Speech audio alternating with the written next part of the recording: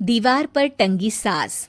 पंजाबी में कहावत है, सास चंगी होवे या ते दीवार ते टंगी होवे। संगीता की शादी भी एक ऐसे ही घर में होती है जहां उसकी सास दीवार पर टंगी होती है।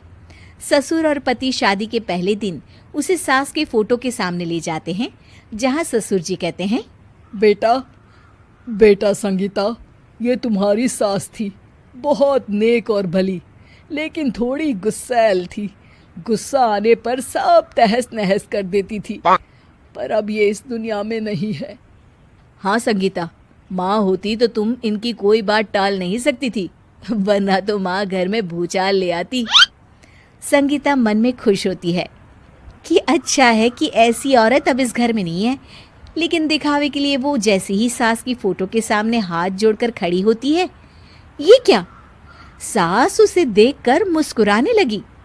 संगीता आंखों को मलकर एक बार फिर से देखती है, लेकिन फिर सास के चेहरे का भाव, भंगिमा यानी एक्सप्रेशन बिल्कुल बदले होते हैं। वो अपने पति और ससुर को कहती है, माँ की तस्वीर तो स्माइल कर रही है। ना ना बेटी, ये कैसे संभव है? जरूर तुम्हें कोई गलती हुई होगी, ऐसा कैसे हो सकता है? लगता है तुम शादी की सारी फॉर्मेलिटी करते करते थक गई हो, तुम्हें आराम की जरूरत है संगीता। खैर, सारे संगीता की बात को इग्नोर कर कमरे में चले जाते हैं।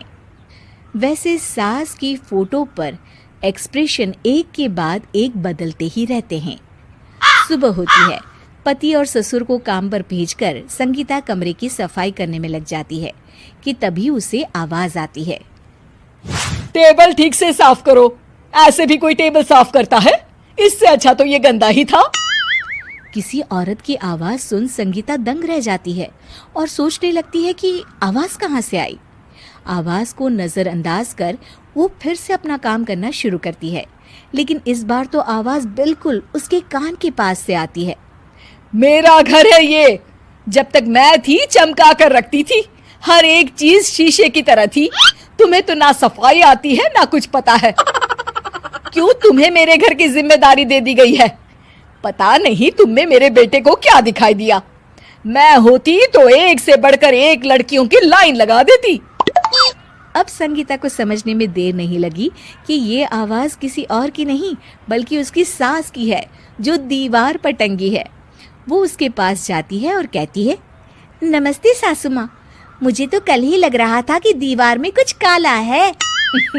वो दीवार नहीं, दाल होती है पगली। सही पकड़े हैं सासू माँ। तो क्या हो गया आपको जो आप यहाँ भी चैन से नहीं बैठी हैं? सुना मैंने आपका व्यवहार काफी गुस्से वाला था। चुप रह तू, ज्यादा बकर बकर ना कर। घर का काम करना तो आता नहीं, आई है मुझसे बहस करने। हाँ देखिए सासू माँ, मैं आपसे साफ साफ कह देती हूँ, मुझसे पंगा लेने की कोशिश मत करिएगा। तभी पीछे से संगीता का पति आता है। अरे संगीता, किससे बात कर रही हो? कौन है वहाँ? संगीता की सास की फोटो फिर से पहले जैसी हो जाती है। आपकी माँ से कह रही थी कि मुझे काम करना आता। अरे संगीता, माना सास के ताने हर बहू को अच्छे लगते हैं, लेकिन यहाँ तो माँ है ही नहीं। तुम तो फोटो से ही तुम भी लाजवाब हो संगीता। किसी को विश्वास नहीं होता कि संगीता अपनी मरी हुई सास की फोटो से बात करती है। वहीं आए दिन संगीता की सास संगीता को किसी न किसी बात पर आते जाते ताने देती। संगीता को भी अब सास के तानों और उनसे बात करने की आदत हो गई। वो कभी खानदान की कहानी तो कभी तीज त्योहार कैसे मनाए या किसी व्यंजन की रेसिपी सास से ही पूछती। सारा दिन घर में अकेली संगीता की सास अब उसके लिए तानों के साथ पक्की साथी की तरह भी रहने लगी थी, जो किसी और को नहीं बल्कि संगीता को ही सुनाई देती।